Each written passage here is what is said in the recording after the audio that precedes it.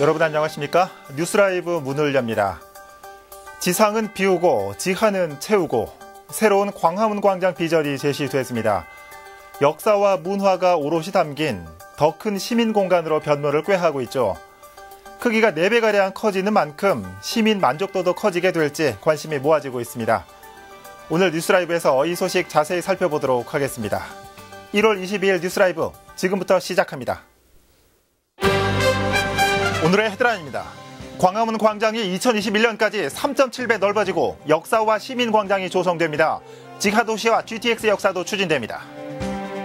송파구와 성남시, 하남시로 나눠져 있는 위례신도시의 교통과 교육, 행정 등의 불편을 해소하기 위한 협의회가 출범합니다.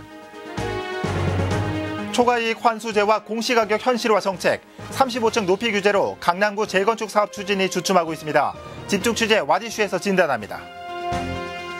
서대문구가 지난해에 이어 독립유공자와 청년, 신혼부부를 대상으로 한 공공임대주택을 공급합니다. 10개 동의 80세대 규모입니다.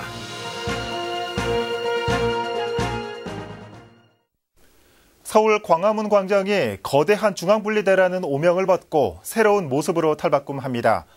규모는 3.7배 더 커지고 광화문에서 시청역까지 지하도시가 생깁니다. 지혁배 기자입니다. 광화문 광장의 세종문화회관 쪽 도로가 사라지고 광장으로 편입됩니다.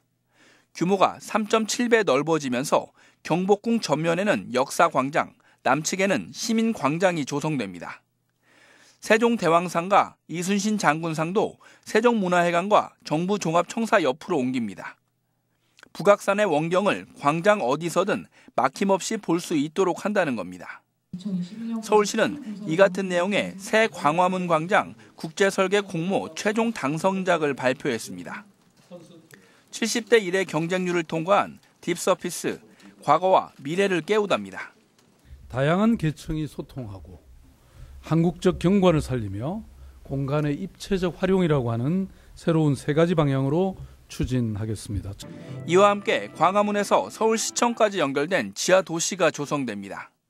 이 공간에는 GTX-A를 포함해 지하철 5호선 광화문역과 1, 2호선 시청역, 분당선 연장선까지 5개 노선을 포함하는 초대형 역이 생깁니다. 또 광화문에서 시청, 을지로와 동대문에 이르는 4km 지하에 보행 공간 건설도 추진합니다. 서울시는 오는 2021년까지 광화문 재구조화 사업에 1,040억 원을 투입할 계획입니다. 딜라이브 서울 경기 케이블 TV 지역배입니다. 하나의 생활권에 3개의 지자체가 있는 위례 신도시. 이런 탓에 주민들의 불편 사항이 한 목소리를 내기 어려웠습니다. 정부가 이를 해소하기 위해 협의회 구성을 추진합니다. 보도에 태윤영 기자입니다. 작게는 종량제 봉투 구매 문제부터 크게는 순환버스의 부재와 학교 배정 문제까지 위례 신도시에서 흔히 겪을 수 있는 불편들입니다. 단일 생활권임에도 송파구와 성남시, 하남시로 행정 관할이 쪼개진 탓입니다. 같은 생활권에 사는 사람들끼리 서로 문화적인 거나 뭐 어울림 같은 게 사실은 다 다른 거죠. 예를 들어 주민센터를 이용을 하려고 해도 이쪽은 이쪽으로 가야 되고 저쪽으로 가야 되고.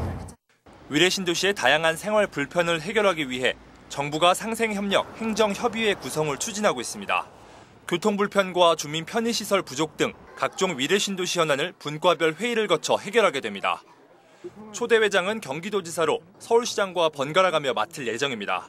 행안부에서는 경기도 서울시가 빨리 근본적으로 회의를 진행을 하자라는 입장이고 저희도 또한 회의를 진행하자라는 입장이고 그래도 이번에 참석을 하겠다고. 주민들은 대체로 행정협의회 구성을 반기는 분위기입니다. 하지만 교육 분야의 경우 학군 통합은 지역 간의 갈등을 일으킬 수 있는 데다 두 교육청 간의 협의도 어려울 거란 의견이 나옵니다. 송파 위례는 서울시 교육청 산하고요. 그리고 하남과 성남은 경기도 교육청 산하입니다. 교육청이 틀리기 때문에 학군 통합인 논의는 어렵지 않나 생각합니다. 위례 신도시 상생협력 행정협의회는 각 지자체별 의회 의결을 거쳐 3월 중에 출범할 예정입니다. 딜라이브 서울 경기 케이블 TV 태윤영입니다. 서대문구가 청년미래 공동체 주택의 기본 구상을 발표했습니다. 대상에는 대표적인 주거 취약계층으로 꼽히는 독립민주유공자와 청년, 신혼부부가 포함됐습니다. 주변 시세보다 30%가량 저렴한 가격에 주거난 부담도 덜 수 있을 것으로 전망됩니다. 오신영 기자입니다. 지난 2017년 문을 연 나라사랑채입니다. 독립민주유공자들을 위한 공공임대주택으로 모두 14세대가 입주했습니다.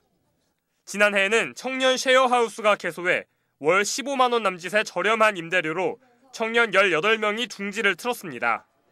서대문구는 올해 한 번 더 취약계층을 위한 임대주택 공급 계획을 발표했습니다.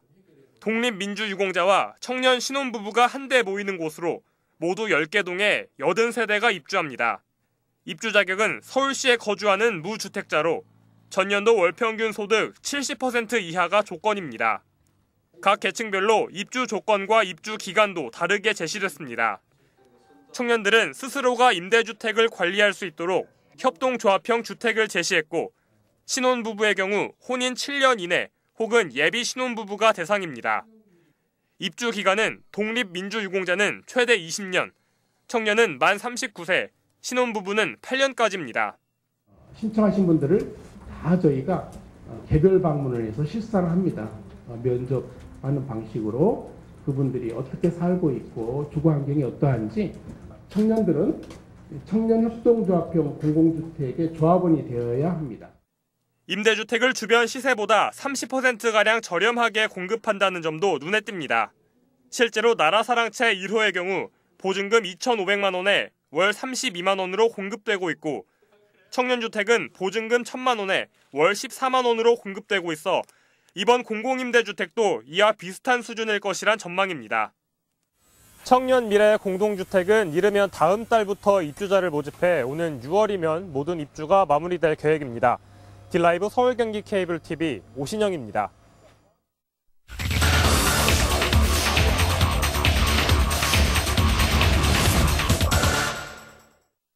지난해 뜨거웠던 부동산 시장이 9.13 부동산 대책 이후 식어가고 있습니다. 이와 함께 재건축 시장도 주춤하고 있습니다.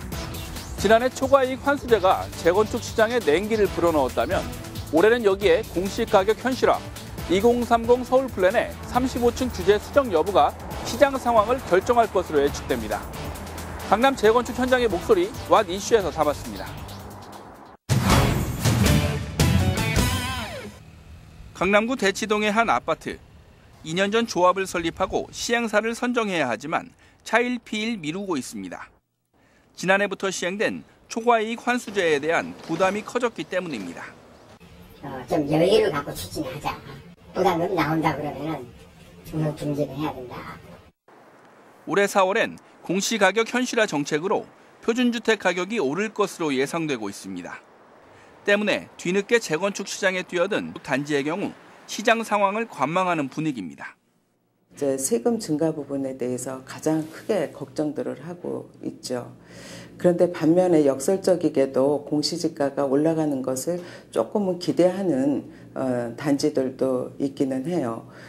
초과이익 환수제는 추진위원회 설립부터 준공 시점까지 오른 집값에서 해당 지역의 평균 집값 상승분과 개발 비용을 뺀 금액에 부과하는 세금입니다. 실제 공시가격이 오르는 걸 지켜보며 재건축을 하겠다는 것도 나왔습니다. 개포 주공 5, 6, 7단지의 경우 올해 1월 초 추진위 설립 승인 신청을 했는데 재건축 부담금을 조금이라도 덜겠다는 속내가 엿보이는 대목입니다. 공시가격 현실화가 침체된 강남 재건축 시장을 견인할 거란 전망도 나옵니다. 일찍 만약에 재건축을 추진한다고 하면은 우선은 뭐 부담금을 많이 낸다 하더라도 주거 환경을 빨리 개선한다는 그런 차원에서 좋을 수 있겠지만 조금 늦게 재건축을 추진한다 그러면 부담금을 줄일 수 있는 그런 방안이 아닌가 하는 생각이 듭니다.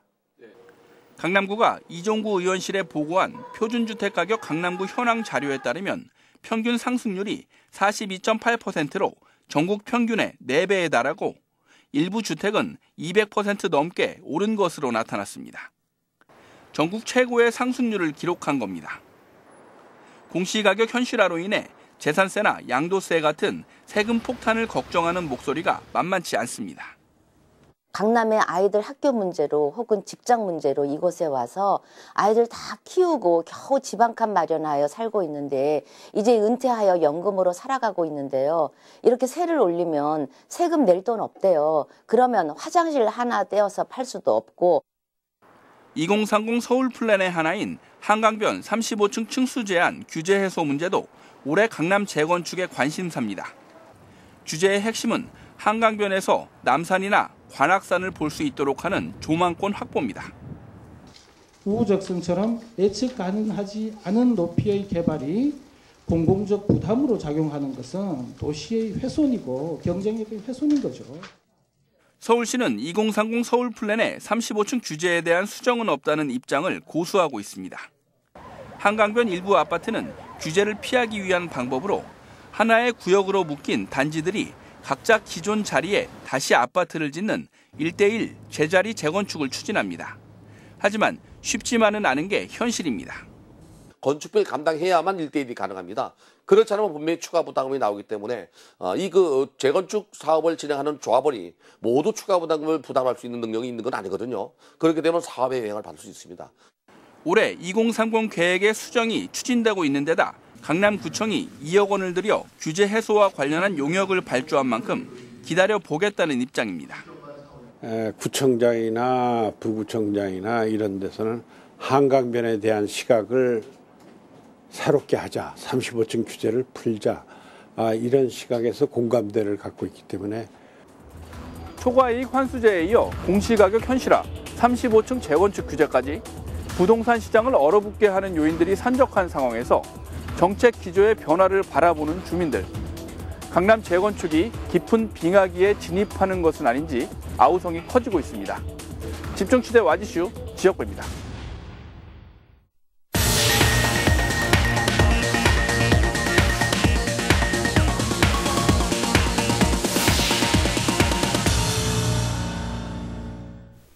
용산구가 옛 창업지원센터 건물을 활용해 가칭 장애인 커뮤니티 센터를 만들겠다는 계획을 밝혔습니다. 이번 센터 건립을 시작으로 올해를 장애인 복지 향상을 위한 원년으로 삼는 게 구의 목표입니다. 이재용 기자입니다. 용산구 옛 창업지원센터입니다. 센터가 지난해 4월 원효 전자상가로 이전하면서 현재는 시설관리공단만 남아있는데 이마저도 다음 달 8일에 떠납니다. 이에 따라 구가 공시를 앞둔 건물에 활용안을 내놨습니다. 용산구는 올 하반기부터 옛 창업지원센터 건물을 전면으로 리모델링해 가칭 장애인 커뮤니티 센터를 만들 계획입니다. 현재 센터에 들어설 시설로는 용산구 장애인 복지단체 협의회를 비롯해 장애인 단체별 사무 공간과 쉼터, 직업 재활시설 등이 논의되고 있습니다. 구가 지난해 12월부터 간담회를 열고 지역 내 장애인 단체로부터 의견을 수렴해온 결과입니다. 장애인 분야가 조금 이제 그동안에 많은 소홀함이 있었다. 그분들이 요구한 부분을 좀 의견을 좀 적극 반영해가면서 이제 하겠다는 게 저희의 의지거든요. 예산을 더 좀 확보해야지 되는 그런 문제가 있고요. 그동안 장애별 특성에 맞는 공간이 마땅치 않았던 장애인들로선 기대가 큽니다. 기대하는 바가 상당히 많죠. 저희가 갈 수 있는 큰 공간이 마련이 되고 있고 거기에는 우리가 가서 쉬고 놀고 듣고 또 우리가 교육을 받을 수 있고. 청년과 소상공인의 창업을 지원하기 위해 8년 전 문을 연 옛 창업지원센터. 올 연말부턴 장애인들이 마음껏 쉬고 자기 개발 등을 할 수 있는 공간으로 바뀔 예정입니다.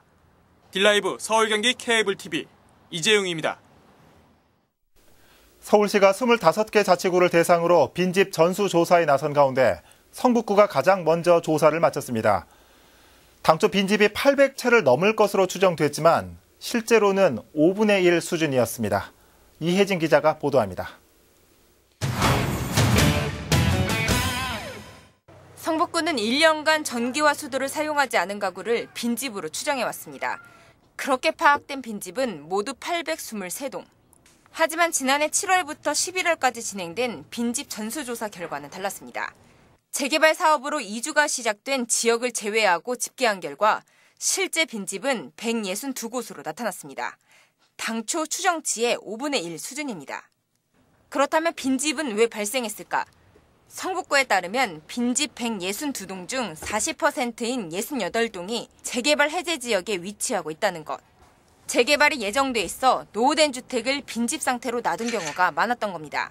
하지만 개발은 해제됐고 방치됐던 빈집은 아직 그 쓰임을 찾지 못하고 있는 상황입니다. 실제로 서울에서 재개발 사업이 해제된 370곳 중 10%에 달하는 37곳이 성북구인 만큼 해제 지역의 빈집 수가 많을 수밖에 없습니다. 도시계획 규제가 강해가지고 예를 들어서 일종이라든가 자연경관지구라든가 거기에 소유자 입장에서 자금을 투입해도 실제 투입한 금액에 대한 상응 처리가 안 되는 지역. 너무 이제 거기는 이제 뭐 집을 지을 수도 없고 또 예를 들어서 맹지여가지고 건축허가도 안 나는 지역 이런 데는 또 빈집으로 방치하는 경우가 간간히 있고요. 대부분은 정비구역 해제 지역에 발생한다 보시면 될 것 같습니다. 성북구는 오늘 3월부터 빈집 162동에 대한 용역을 시작합니다. 서울시로부터 예산을 지원받아 빈집을 매입하고 청년주택이나 창업공간으로 제공한다는 것. 또 무조건 건물을 새로 짓기보단 주변 상황을 고려해 빈집 부지를 텃밭이나 공동 이용시설로 활용할 계획입니다. 사실 그동안 위험 수준의 빈집이라 해도 사유재산이기 때문에 자치구가 나서 철거하거나 수용하기 어려웠던 상황. 하지만 지난해 빈집 및 소규모 주택 정비에 관한 특례법이 생기면서 자치구가 나서 빈집을 활용할 수 있게 됐습니다. 안전 유생에 취약한 집 이런 것들은 구청에서 이제 강제 권한으로 철거를 할 수 있는 법적인 근거가 생겼고 이제 집주인이 직접적으로 철거하지 않는 것들은 저희가 먼저 집행을 하고 그 비용을 집주인한테 청구하는 이런 시스템으로 지금 법이 체계가 잡혀 있습니다. 빈집을 활용해 새로운 주택을 공급하고 동시에 주거환경 개선 효과까지 얻고자 하는 빈집 재생 프로젝트. 성북구가 그 시작을 알린 가운데 빈집의 새로운 변신이 기대되고 있습니다. 딜라이브 서울경기 케이블TV 이희진입니다. 금호동 장터길의 확장이 결정됐습니다. 장터길은 시청 방면의 도심과 동호대교를 건너 강남을 잇는 보조 간선도로로 하루 2만여 대의 차량 통행이 있는 곳이지만 좁은 도로 탓에 상습 정체를 겪고 있는 곳입니다. 이 길이 2차로에서 3차로로 확장됩니다. 조성협 기자입니다. 성동구 금호동 장터길입니다. 동호대교를 건너 강남으로 가거나 반대편 시청 방면으로 가기 위해 하루 평균 2만여 대의 차량이 이곳을 지납니다. 하지만 2차로에 불과한 좁은 도로로 인해 교통지옥을 겪은 지 10수년. 출퇴근 시간뿐만 아니라 평일 낮 시간에도 정체를 겪을 정도입니다. 50cm에 불과한 보도폭도 문제입니다. 사람 한 명 제대로 지나기조차 어렵습니다. 이렇듯 교통정체로 몸살을 앓고 있는 금남시장길이 확장됩니다. 기존 2차로에서 3차로로 길을 넓히게 됩니다. 지난해 11월 서울시 투자심사 결과 금남시장 1단계 구간 확장 사업이 결정된 것. 1단계 사업은 금호역에서 금남시장을 연결하는 총 400m 구간 중 110m 구간이 대상으로 기존 8m 길을 15m로 넓힙니다. 이에 따라 보도폭도 1m 이상으로 넓혀질 전망입니다. 1단계 사업의 총 예산은 250억 원으로 이 중 20억 원이 도로공사에 쓰이고 나머지 230억 원이 수용할 건물의 보상비로 쓰일 예정입니다. 금호역 쪽 방향으로 가는 걸 지금 2차선으로 돼 있는 걸 2차선으로 확장을 하고 한 차선을 확장하다 보니까 보도폭도 좀 2m로 확장을 하고 양쪽 도로 폭이 15.7m 정도. 다만 수용될 건물의 건물주와 세입자들의 반발은 풀어야 할 숙제입니다. 이들은 3, 4층 건물이 있는 15필지의 보상비로 230억 원은 너무 적다고 주장합니다. 또 시장 내 오랜 시간 장사를 한 업체들에 대한 충분한 영업 보상도 필요하다고 말합니다. 건물이 올라갈 거 해야지. 최소가 이렇고 저희도 영업한 게 엄청 많아도 나가고 영업 보상도 해줘야 될 거 아니에요. 구는 현재 책정한 금액은 대략적인 보상 비용이라며 내년 감정평가를 거쳐 정확한 보상 비용을 산출하겠다고 밝혔습니다. 한편 금호동 장터길 1차 확장 사업은 2021년 시작할 예정으로 예산이 지원되는 대로 나머지 300m 구간도 확장할 전망입니다. 딜라이브 서울경기 케이블TV 조성엽입니다.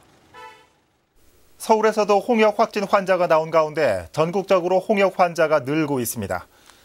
질병관리본부는 일부 환자가 베트남이나 필리핀 등 해외를 다녀온 뒤 홍역에 걸린 것으로 보아 병원균 유전자가 국외에서 발생한 종류인 것으로 보인다고 밝혔습니다. 현재까지 발병한 홍역 환자는 영유아가 절반이며 나머지는 20, 30대로 나타났습니다. 보건당국은 통상 생후 15개월 이후 홍역 1차 접종을 하지만 유행 지역의 경우 생후 6개월 이후로 앞당겨 접종하는 게 좋다고 권고했습니다.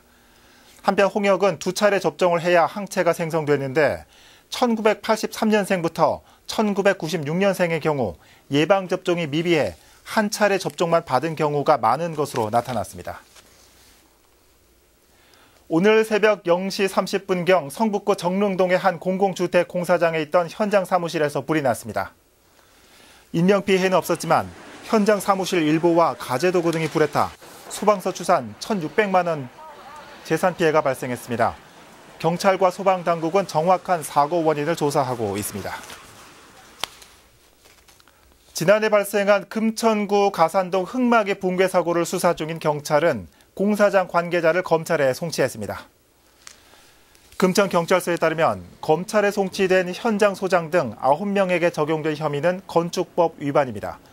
경찰은 수사 결과 사고 전 공사장의 설계와 안전조치 그리고 감리 등의 문제가 있었다며 이 같은 문제들이 결합해 사고 원인으로 작용했다고 설명했습니다. 한편 지난해 8월 가산동의 한 아파트 인근 오피스텔 공사장에서 흙막이가 붕괴하는 사고가 발생해 아파트 주민 등 200여 명이 대피하는 소동이 빚어졌습니다.